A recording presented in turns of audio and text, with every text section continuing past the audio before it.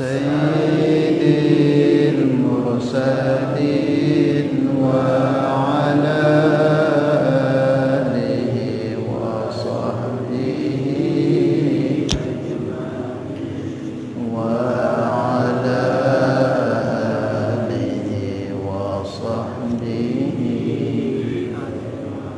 Bismillahirrahmanirrahim. Ila hadratin nabiyil mustafa Rasulullah sallallahu alaihi wasallam wa ala alihi wa azwajihi wa dhurriyyatis sahabati wa atba'ihi ila hadratin jami' ikhwanihim minal anbiya wal mursalin wa syuhada's salihin awliya'il muqarrabin ulamin 'amilin wa khususan li musannaf hadzal kitab syuhadillahi lahumul fatihah. Bismillahirrahmanirrahim. Alhamdulillahirabbil alamin. Iyyaka na'budu wa iyyaka nasta'in shiratal mustaqim shiratal ladzina an'amta 'alaihim. Insyaallah malam ini kita masuk ke pembahasan baru, yaitu mengenai sunnah-sunnah sholat. Kemarin terakhir kita membahas mengenai rukun-rukun sholat, dan insyaallah malam ini kita akan membahas sunnah-sunnah sholat. Jadi sunnah daripada sholat ini termasuk yang perlu kita pentingkan, perlu kita sempurnakan. Walaupun sunnah, tetapi penting juga sunnah itu sebagai penambal kekurangan-kekurangan kita yang kita kerjakan di sholat-sholat fardu kita. Sholat fardu kita kan banyak kurangnya, banyak cacatnya. Maka di antara cara supaya sempurna, maka ada beberapa sunnah-sunnah yang perlu kita kerjakan. Adapun sunnah dalam sholat ini, khususnya sunnah dalam sholat fardu, yang kita bahas ini sholat fardu, bukan sholat sunnah. Para ulama menyebutkan ada banyak sekali sunnah di dalam mengerjakan sholat fardu ini.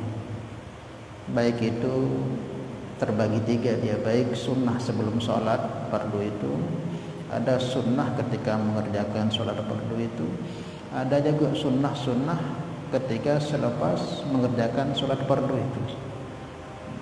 Kurang lebih di dalam kitab para ulama, kitab-kitab fikih disebutkan kurang lebih ada 1.500-an jumlah sunnah dalam sholat fardu tersebut, baik itu sebelum sholat fardu dan ketika mengerjakan sholat fardu dan selepas sholat fardu itu. Kalau digabungkan semuanya banyak sekali, hampir kata para ulama 1.500-an disebutkan dalam kitab para ulama. Cuman di sini kita akan bahas mungkin beberapa saja. Entah itu ya, pertama kita akan bahas mengenai sunnah-sunnah sebelum kita kerjakan sholat fardu. Ada sunnah yang perlu kita sempurnakan supaya tampak sempurna sholat fardu kita, ganjarannya semakin besar, pahalanya semakin meningkat. Nanti sunnah juga ketika pas sholat itu ada sunnah-sunnah yang kita kerjakan sehingga tampak sempurna. Dan juga nanti sunnah selepas sholat itu ada sunnah-sunnah yang perlu kita kerjakan. Sini disebutkan wa sunanuha qabla dukhuli fiha syai'ani. Nah, ini yang kita bahas ini sunnah sebelum mengerjakan sholat fardu itu ada sunnah yang kita perlu sempurnakan. Wa sunanuha, dan sunnah-sunnah sholat qabla dukhuli fiha, sebelum mengerjakan sholat, syai'ani, yaitu ada dua sunnah yang perlu kita kerjakan sedekman tegawe sholat fardu, baik zuhur, asar, maghrib, isya, subuh.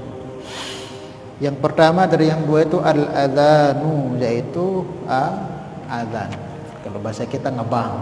Nah, jadi sunnah sebelum sholat 5 waktu itu, baik yang asar, subuh, maghrib, isya, itu disunnahkan kita untuk mengumandangkan azan. Wa huwa lughatan al-i'lam, dan azan itu secara bahasa yaitu i'lam. I'lam itu pemberitahuan. Wa syar'an, dan secara syaraknya, secara hukum syaraknya, zikrun makhsusun li'a'lami bidukhuli waqti salatin mafrudatin. Secara syaraknya, secara agamanya, apa itu azan, yaitu zikir yang khusus. Jadi lafaz azan itu khusus, nggak bisa sembarangan. Ada lafaz-lafaznya yang memang telah ditentukan dari Nabi kita Mustafa Muhammad SAW yang tidak bisa diubah-ubah. Kita manggil orang untuk salat berjamaah tapi azannya lain modelnya, maka enggak sah. Ataupun mungkin azannya sama tapi dibolak-balik, yang Allah Akbarnya dibelakangkan, syahadatnya di depankan, juga enggak benar. Maka dia zikrun makhsusun, zikir yang khusus li'ilami bidukhuli waqti salatin mafrudatin, itu untuk memberitahukan dengan sudah masuknya waktu sholat fardu. Di azan itu apa? Pemberitahuan kepada orang-orang, yaitu zikir yang khusus yang digunakan untuk memberitahukan kepada umat orang-orang Islam bahwa waktu sholat fardu sudah masuk. Jadi ketika azan dikumandangkan, baru menekan Allahu Akbar saat pertama, maka sudah masuk waktu itu, langsung sholat dah sah. Ketika azan dikumandangkan, akan dendek perluan seumpama kita kepepet kalau berpergian, baru Allahu Akbar langsung sembahyang sah. Karena ketika sebut Allahu Akbar itu waktu sudah masuk, seumpama kepepet. Tapi bagusnya ya kalau mau sholat fardu ya habiskan azan dulu baru sholat. Tetapi seumpama kepepet menjemput doa muazin karena Allahu Akbar, berarti waktu sudah masuk gitu. Wa alfadhuhu, dan lafaz-lafaznya masna illa takbiro, dua-dua kecuali takbir awalahu, yang awalnya. Fa arbaun, maka jumlahnya 4. Jadi azan ini dua-dua, kecuali nanti takbir di awalnya itu 4 dia. Kemudian wa illa tauhida, kemudian tauhid la ilaha illallah akhirahu fawahidun, yang akhirnya ucapan la ilaha illallah satu saja. Jadi lafaz azan itu ada dua-dua, kecuali takbir yang pertama 4 dan tauhid terakhir 1. Kan kalau kita azan Allahu Akbar, Allahu Akbar, Allahu Akbar 2, Allahu Akbar, Allahu Akbar 4. Takbir pertama itu 4, Allahu Akbar 4. Nah selainnya 2 terus sampai 1 nih terakhirnya la ilaha illallah. Allahu Akbar, Allahu Akbar, Allahu Akbar, Allahu Akbar 4. Asyhadu an la ilaha illallah, asyhadu an la ilaha 22. Asyhadu anna Muhammadar Rasulullah, asyhadu 22. Hayya shalah, hayya falah 2. Hayya shalah, hayya shalah 2, hayya falah 2. Allahu Akbar, Allahu Akbar 2. Kemudian terakhirnya baru 1 la ilaha illallah. Paham ya?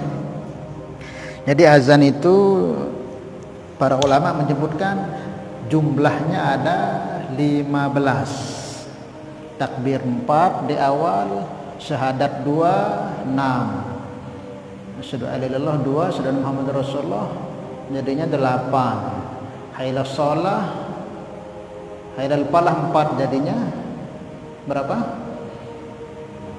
12 tambah Allahu Akbar 2, 14 tambah la ilaha illallah, jadinya 15 jumlahnya.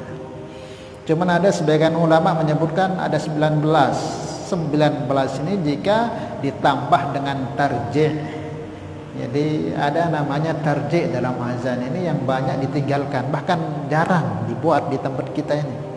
Kalau di Pondok Tiang di Temboro itu tetap ada tarjih namanya. Tarjih itu apa? Ini sunnah, bagian dari sunnah mahjurah, sunnah yang banyak ditinggalkan oleh umat Nabi. Padahal ini sunnah ini. Semua muazin Nabi dulu 3 muazin Nabi.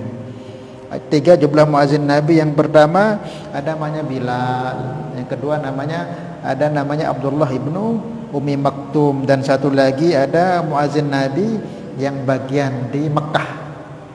Kalau Abdullah ibnu Maktum itu di Madinah, Bilal di Madinah, ada satu lagi di Mekah. Itu semuanya pakai tarjih. Tarjih itu apa?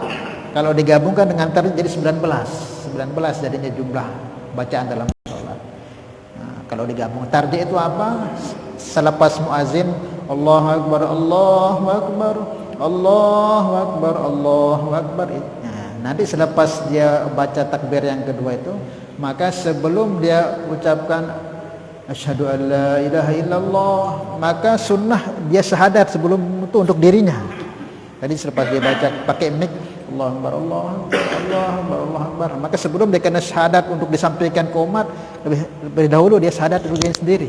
Asyhadu an la ilaha illallah, asyhadu an la ilaha illallah, asyhadu anna Muhammadar Rasulullah, asyhadu anna Muhammadar Rasulullah. Untuk dirinya baru dia ucapkan untuk jamaah, baru dia asyhadu an la ilaha illallah.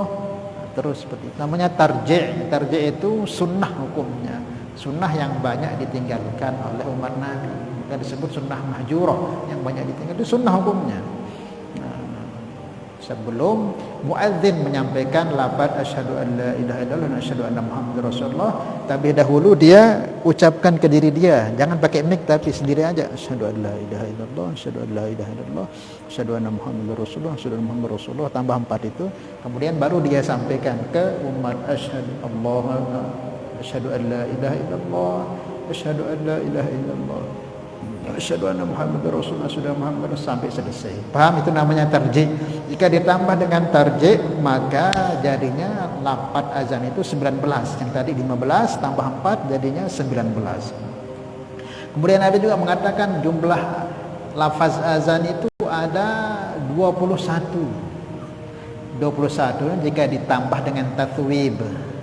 Tathwib ini ketika kita sholat subuh sunnah ditambah dengan as-salatu khairun minan naum 2 kali, jadinya 21.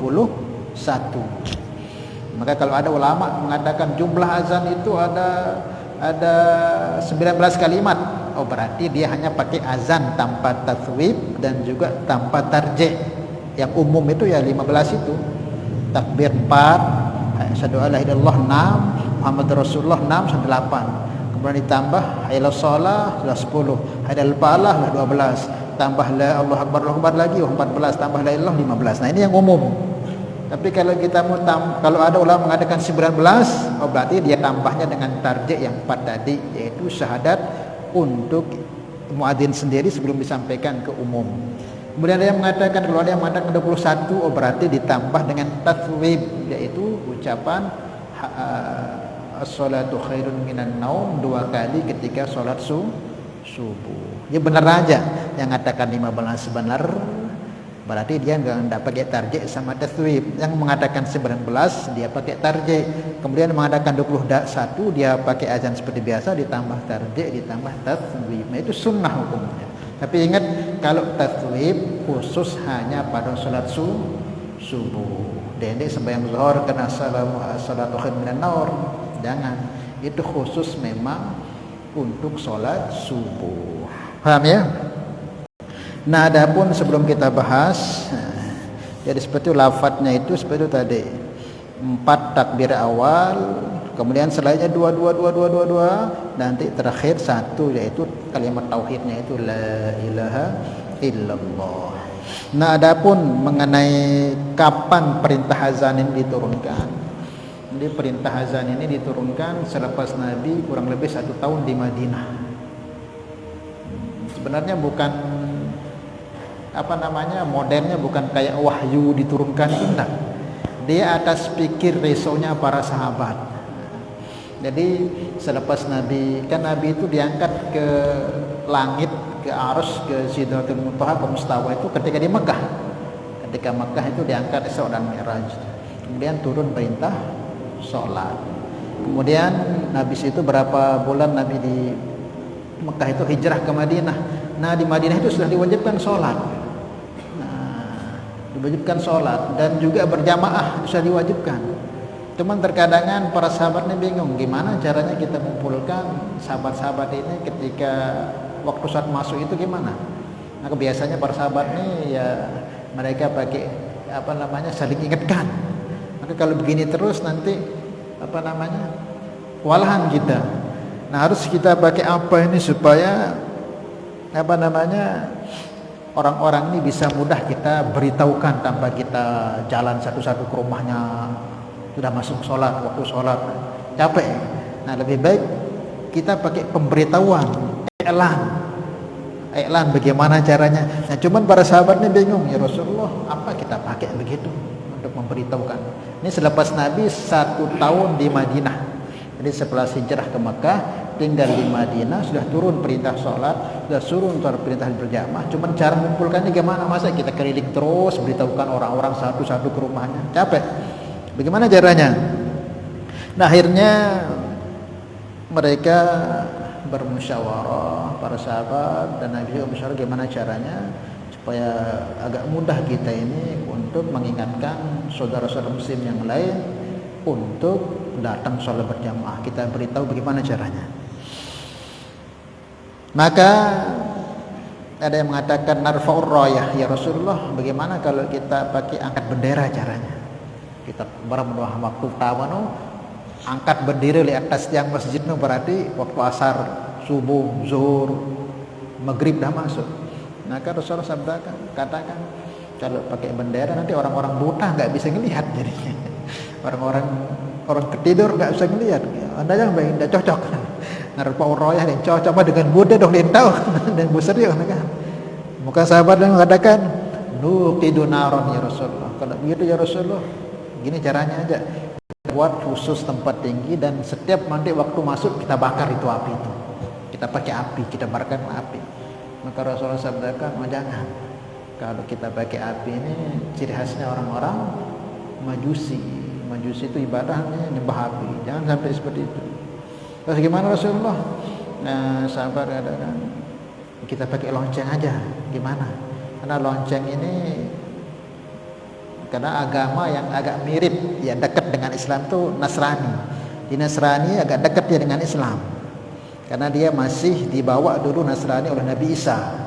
Nabi Isa yang bawa Nasrani ini, kemudian Nabi Isa meninggal, kemudian dilanjutkan Rasulullah. Nah, kita harus sekarang ikut Rasulullah. Nah, karena orang Nasrani kan ibadahnya kalau manggil itu pakai lonceng. Ya, begini Rasulullah pakai lonceng, karena orang Nasrani kan daripada Yahudi lebih dekat Islam ke Nasrani, udah pakai lonceng. Kalau Rasulullah katakan tidak cocok. Sekarang harus kita pakai yang baru katanya. Macam-macam ada katakan pakai trompet. Oh, itu cara orang Yahudi. Dan sahabat ini tidak ada yang belum ada yang cocok menurut Rasulullah dan para sahabat yang lain-lain juga cara manggilnya. Masa kita pakai bendera, pakai api, pakai trompet, pakai lonceng. Akhirnya ini menjadi kerisauan para sahabat. Setiap sahabat itu mikir berbeda tentang adik sak lain ini cara kita memanggil saudara kita untuk sholat. Ya akhirnya sahabat pulang belum terselesaikan masalah, pulang ke rumah masing-masing sambil mikir apa tekan kueh batur-batur muslim nih ketika ketika waktu sholat masuk itu, sehingga dia mudah datang ke masjid untuk sholat bareng-bareng berjamaah. Karena fungsinya kan untuk tunbihul ghafil. Fungsinya nanti mengingatkan sholat itu, azan itu untuk mengingatkan yang lalai, wa tudzakir sahidan, untuk membangunkan yang tidur. Maka tidur sahabat-sahabat. Maka termasuk ada seorang sahabat namanya Abdullah bin Zaid bin Abdi Rabbi. Ini mimpi pertama kali mimpi. Abdullah bin Zaid bin Abdi Rabbi ini mimpi ketemu seseorang yang berjubah putih. Berjubah putih. Mimpi dia melihat orang jubah putih itu, dia pokoknya yakin ini mesti bukan orang sembarang. Kalau enggak nabi-nabi terdahulu ya malaikat. Ini sahabatnya yakin seperti itu, sehingga dia datang kepada laki-laki tadi menawarkan, kami sekarang dalam kepayahan, dalam butuh petunjuk bagaimana cara memanggil orang untuk datang sholat berjamaah, karena Allah sudah wajibkan sholat dan sunnahkan dengan cara berjamaah. Bolehkah Tuhan carikan kami lonceng, kata sahabat Abdullah bin Abdi Rabbi ini. Maka ini orang dalam mimpinya mengatakan jangan sampai pakai lonceng, karena itu kebiasaan orang-orang Nasrani. Orang Islam harus punya cara terkhusus untuk memanggil orang sholat. Ini saya ajarkan kepadamu lafaz-lafaz yang bisa kamu gunakan. Maka sahabat ini dengar, diberi ajarkanlah lapar-lapar azan kamu baca ini dan ini gunakan. Allahu Akbar, Allahu Akbar, Allahu Akbar, Allah sampai la ilaha illallah. Dan mimpi sahabat ini jelas, kayak enggak mimpi gitu, kayak nyata. Akhirnya sahabat ini pagi-paginya ketika duduk lagi di majelis Nabi, Maka diceritakanlah mimpi Rasulullah. Kemarin malam saya mimpi saya masih bingung, masih risau bagaimana caranya memanggil saudara-saudara kita ini untuk salat berjamaah. Sehingga itu saya terbawa pikir itu sampai saya mimpi. Di tengah mimpi saya ketemu seseorang yang saya diajari lapat-lapat azan kayak begini. Maka diceritakanlah di majma' itu.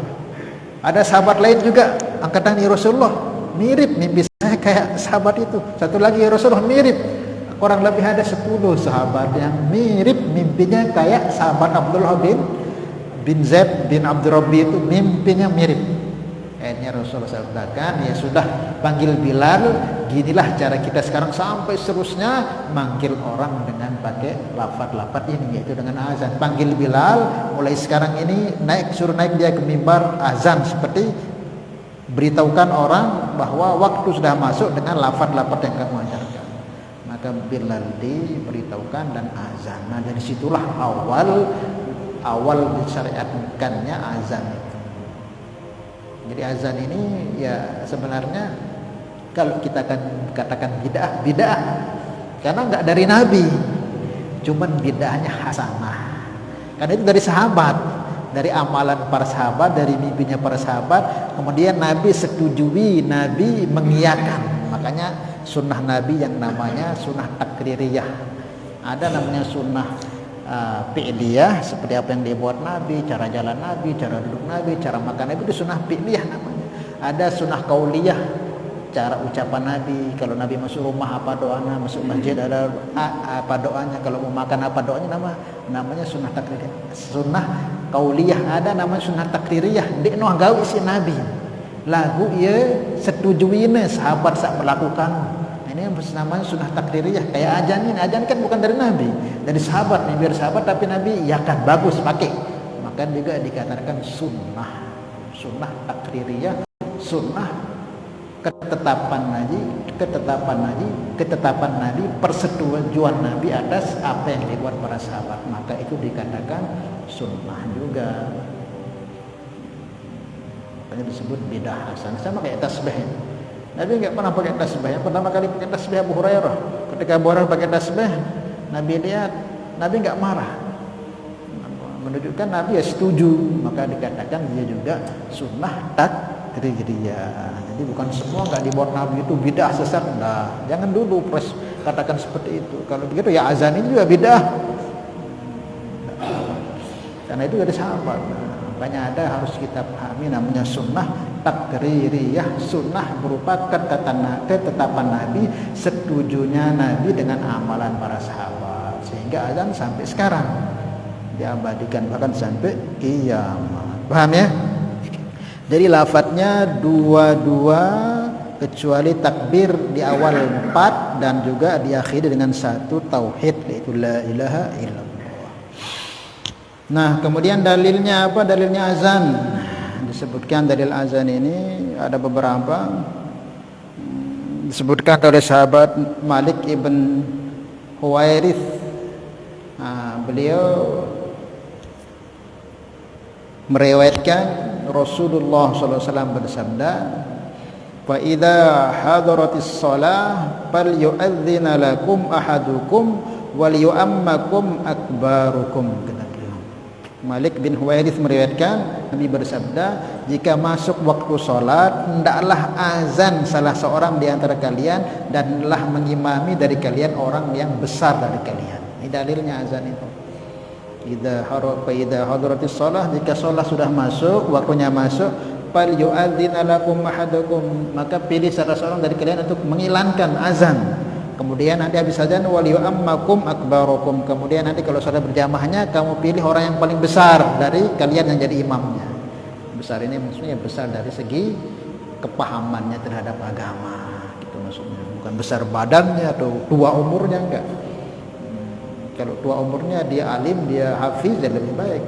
Tapi kalau ada baru masih muda tapi dia alim, dia hafiz, itu lebih baik dari imam. Jadi lihatnya dari segi agamanya, kepahaman agamanya kalau jadi imam, bukan tuanya tapi bagaimana alimnya pahamnya dengan agama, bagaimana fasihnya itu diutamakan. Itu tua maksudnya waliyu ammakum akbarukum, hendaklah kemudian mengimami dari kalian orang-orang besar dari kalian. Dan keutamaan azan ini penting. Dari sahabat Sayyidina Muawiyah radhiyallahu ta'ala anhu, beliau mendengar Rasulullah SAW bersabda, al-muadzinu atwalun nasi a'naqan yaumal qiyamah. Sayyidina Muawiyah meriwayatkan sahabat Nabi, termasuk keutamaan azan ini, kelak pada hari kiamat, al-muadzinu, beliau mendengar Rasulullah bersabda, orang-orang yang muazzin ini, muazzin yang sekarang ini, atwalun nasi a'naqan, orang yang akan panjang lehernya nanti pada hari kiamat. Jadi nanti di hari kiamat itu, di hari mahsyar, sirat, mizan itu, yang pertama tahu kabar-kabar apa yang akan terjadi, kapan hisab itu orang-orang muazzin ini. Dipanjangkan lehernya sehingga dia tahu dulu, sekarang hisab mau dimulai, sekarang ini sirat mau dibuka. Ini keutamaan orang azan, sehingga dia lebih tahu lebih dahulu. Karena di dunia dia seringkali memberitahukan orang akan maksudnya waktu sholat, nanti dia muazzinnya akan beritahukan, bersiap-siap sekarang akan dimulai hisab, bersiap-siap sekarang akan sirat akan dibuka. Itu muazzin, panjang lehernya. Panjang lehernya maksudnya dia akan dikabarkan oleh para malaikat terlebih dahulu sebelum acara-acara program di akhirat selepas bangkit dari kubur itu dimulai. Insyaallah ya. Dan pahala muazzin ini sangatlah besar. Azan ini kan bukan memanggil hanya untuk manusia, tapi semua hamba-hamba Allah dikasih tahu bahwa waktu sholat sudah masuk. Maka siapapun yang datang sholat ke masjid, dia tetap dapat pahalanya. Maka termasuk hal yang tidak boleh kita mengalah, termasuk azan. Azan itu dengan kita ngalah, kecuali nanti kalau memang sudah ditetapkan orangnya, tidak boleh sembarangan. Tapi kalau memang tidak ditetapkan, ya silahkan azan. Tentunya ya nanti kita sebutkan syarat-syarat muazzin itu apa, dan lafaz-lafaz azan itu bagaimana cara yang benar itu nanti disebutkan. Itu dulu intinya. Jadi dalil azan itu seperti tadi, dan juga di antara keutamaannya seperti itu. Menjadi orang-orang yang panjang lehernya akan lebih dahulu diberitahukan mengenai keadaan-keadaan akhirat sebelum orang-orang lain, karena dia dulu di dunia memberitahukan orang, akan mengingatkan orang tentang agama, tentang masuknya waktu sholat. Mafhum ya? Nah, itu sedikit mengenai masalah azan. Belum kita lanjutkan, ada yang tanyakan dulu? Lihat waktu. Ini belum kita masuk pembahasan ini. Masuk kita jelaskan apa, lihat waktu. 10 menit. Nah, sekarang kita sebelum membahas mengenai iqamat, azan dulu kita lebih dulu ketahui. Jadi yang perlu kita bahas, walaupun di kitab ini nggak disebutkan, cuma itu aja, tapi penting juga kita mengetahui apa syarat-syaratnya. Jadi ada dua yang perlu kita bahas. Syaratnya orang yang azan itu apa saja, dan sembarang harus kita tahu siapa-siapa yang sah azannya, siapa-siapa yang enggak. Kemudian dalam azan itu bagaimana cara yang benar, itu juga ada ketentuan dan syarat-syarat. Yang pertama kita bahas orang yang azannya dulu, dia harus punya kriteria, dia sembarang azan sembarangan. Yang pertama, hendaklah muazin itu orangnya itu beragama Islam. Paham deh? Dek nak kanggo dengan dek beragama Islam azan. Seumpama azan dek sah azan. Karena apa? Ya memang dek kan azan itu fungsinya untuk memberitahukan orang Islam untuk sholat. Sementara orang-orang kafir ini kan enggak, mereka yakini sholat itu. Apa sebenarnya enggak diyakini? Enggak diyakini ada Allah itu. Maka kalau dia azan ya enggak sah azannya. Maka harus dia muslim. Cuman dalam masalah seumpama misalnya ada orang kafir azan, walaupun enggak untuk sholat, dia praktekkan azan misalnya. Nah, Ustadz gimana kalau ada orang kafir azan gitu? Di azan sudah dia mau azan Allah Akbar. Apakah ketika dia azan itu kan dia nyebut asyhadu alla ilaha illallah itu kan? Apakah di saat dia sebut asyhadu alla ilaha illallah itu dia jadi orang Islam atau enggak? Kan syaratnya orang kafir jadi Islam itu apa? Ucapkan syahadat asyhadu alla ilaha illallah.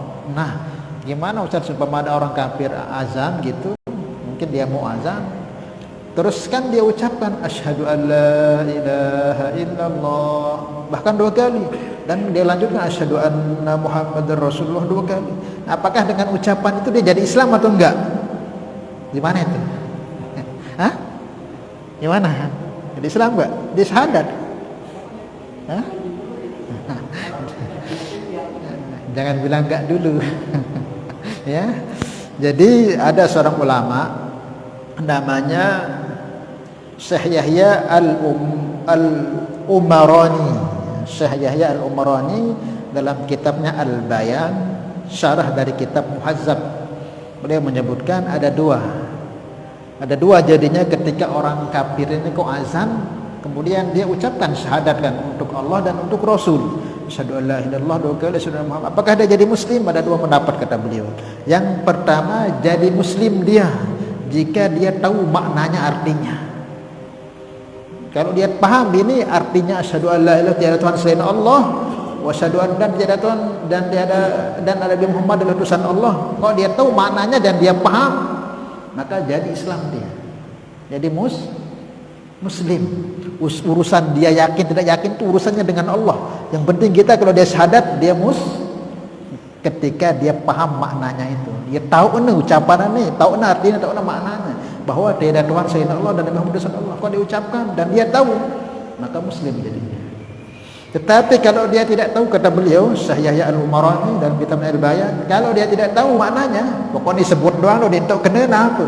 Nah, ini tidak dikatakan muslim. Paham ya? Nah, itu kata beliau.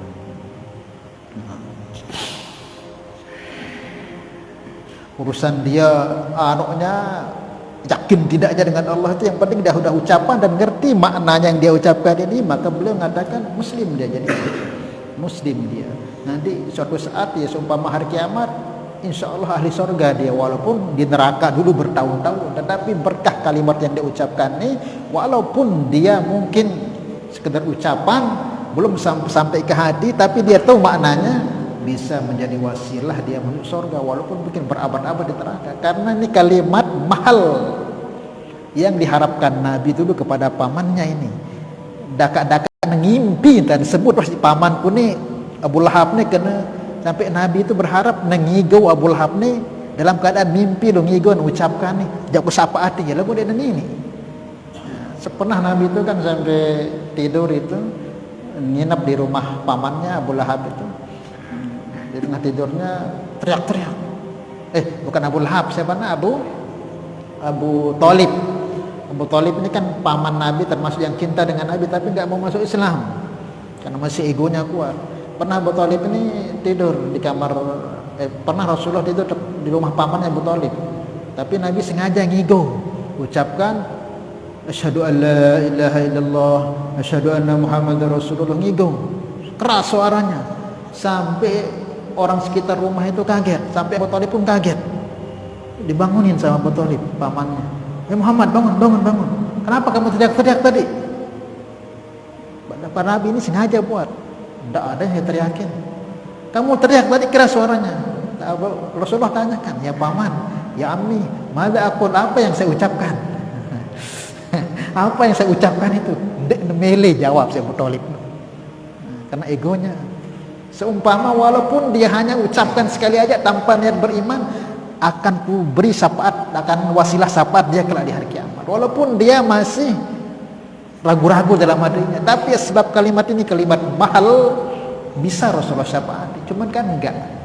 Maka turun ayat innaka tahdi man ahbabta walakinnallahu yahdi man yasha. Maka orang kok azan dia orang kafir tapi tahu maknanya, maka secara zahir kata kaum dia Islam sudah. Islam.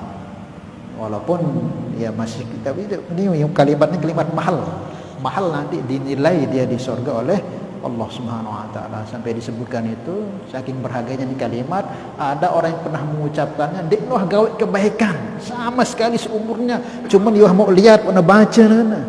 Itu pun karena nilainya besar ini kalimat, walaupun ditimbang dengan alam semesta berat ini kalimat, maka orang tersebut nanti pasti akan dapat masuk surga walaupun kapanpun. Karena man qala la ilaha illallah dakhalal jannah. siapa yang pernah ucap la ilaha illallah pasti masuk surga. Pastinya walaupun mungkin di neraka selama berabad-abad, tapi tetap akan dapat masuk surga. Kemudian yang kedua syaratnya yaitu berakal. Maka tidak sah azannya orang gila, mesti orang berakal. Tidak sah azannya dengan tidak berakal atau orang gila. Kenapa orang gila nggak sah? Karena laisa min ahlil ibadah, karena dia bukan termasuk orang yang diwajibkan beribadah. Orang gila itu kan tidak diwajibkan beban ibadah kepada dia. Karena apa? Akalnya untuk terima amal agama ini rusak gitu. Maka kalau kita mau tinggalkan tidak sholat, tidak puasa, tapi masuk surga, gila syaratnya. Kalau orang gila dari kecil, gila dari belum balik dia gila, dan orang tuanya muslim, ahli surga dia, ahli surga dia. Karena perangkat dia untuk terima mana baik, mana buruk, mana hak, mana batil itu tidak ada. Nah, maka orang seperti ini ahli surga. Jika memang orang tuanya muslim, kemudian baliknya dari kecil, dari sebelum dia gilanya dari kecil gitu. Maka syarat azan yang kedua mesti orang itu berakal. Tidak sah azannya orang gila. Tiba-tiba dengan gila ngebanglet, disuruh ulang balik, cari dengan zende gila. Kemudian syarat yang ketiga, azan itu tamyiz. Mesti dia ini orang yang sudah tamyiz, anak yang sudah tamyiz. Tamyiz itu minimal umur 7 tahun. 7 tahun tamyiz ni tahu wah tajak ngomong, tahu ni timur ni barat, tahu ni bisa kena tahu ni wah be barang bagus deh bagus ni anak lah munah tahu orang tamyiz no, kalau dia azan sah azannya dia pun diganti. Lagu arak ke anaknya dia mantau apa na lapat azan lagu dia timur barat dia mantau dia kena ni azan sudah ulang balik dia ne sah azannya li adami haliyatit tifli lil ibadah, karena anak kecil yang belum tamyiz itu belum diperintah, belum diwajibkan untuk ibadah, maka azannya juga enggak sah. Ini anak yang belum tamyiz ya, anak-anak yang umur 7, anak yang umur 4 tahun, 3 tahun itu belum dikatakan tamyiz itu. Kalau dia azan di masjid ulangi azannya. Dekne sah, maka minimal ya umur 7 tahun atau 6 tahun, lagu tahun lebih baik, lebih buruk, lebih timur, lebih barat. Maka kalau dia orang seperti itu boleh sah azannya, enggak perlu diulang. Karena orang sudah umur 7 tahun itu sudah boleh imam. Seumpama dia banyak hafalan Al-Qur'annya, fasih. Nah, kalau dia sudah tamyiz, boleh imam. Jadi imam mengimangi orang-orang awam. Kalau memang dia anak ini fasih bagus. Sekarang kan qiraat itu banyak. Anak-anak yang walaupun belum balik tapi bacaannya itu bagus, umur 10 tahun, 11 tahun itu kadang-kadang belum balik. Laki-laki 15 tahun lalu fasih bacaannya, boleh jadi imam. Jadi imam aja boleh, apalagi jadi azan. Paham ya? Boleh. Nah, walaupun dia belum balik tetapi dia sudah pandai. Banyak Imam Syafi'i itu pernah, jangankan Imam Syafi'i, banyak di negeri-negeri belahan sana itu yang anak-anak yang sudah hafiz itu jadi imam. Boleh asal syaratnya dia tamyiz gitu walaupun belum balik. Nah, kemudian juga lanjutannya laki-laki. Jadi muazin enggak boleh perempuan. Laki-laki harus yang azan, karena syarat azan itu nanti dibahas harus suaranya keras. Kok perempuan azan untuk laki-laki sampai keras suara kan enggak boleh. Sebagian ulama katakan suara perempuan itu aurat, maka enggak boleh perempuan azan. Jadi yang boleh azan itu laki-laki. Gimana Ustaz kalau nanti sama-sama perempuannya? Kalau sama-sama perempuannya boleh, tapi jangan pakai mic gitu. Paham ya? Bukan enggak boleh. Kemudian yang terakhir, hendaklah muazzin itu yang kelima tahu waktu sholat. Insyaallah selanjutnya besok kita bahas. Kemudian yang terakhir harus tahu waktu sholat. Mana muazzin kalau enggak tahu waktu sholat, nanti belum masuk waktu dia azan, sehingga orang sholat enggak ada yang sah jadinya. Mesti muazzin 5 ini harus tahu. Dia Islam, kemudian dia balik, dia tamyiz, dia laki-laki, kemudian dia yang terakhir ngerti waktu sholat. Walaupun dengan kalender atau jam maka sudah sah. Cukup misalnya. Nah, untuk lafaz azannya syaratnya apa? Besok insyaallah kita bahas. Wallahu a'lam bishawab. Nggih, kena tanyakan. Hah? Cukup? Ya, insyaallah ya. Paham? Paham? Paham? Seperti itu, mudah-mudahan sedikit ini kita bisa pahami dan kita bisa praktekkan dan kita bisa sampaikan. Wala hadhihi niyyah al-Fatihah. Bismillah. Ar-Rahmanir-Rahim. Ya kana wa la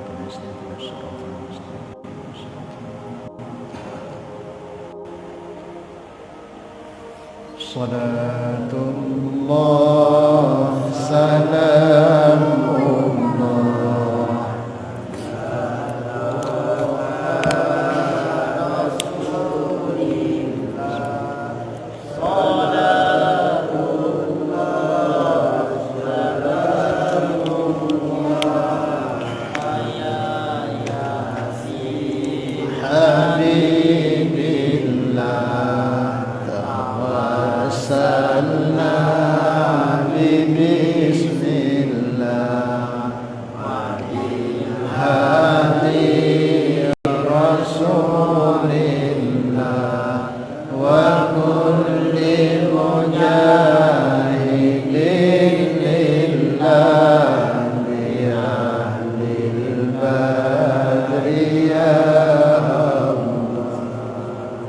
Subhanallah bihamdi subhanallah wa bihamdika asyhadu an la ilaha illa anta astaghfiruka wa atubu ilaik. Wassalamu alaikum.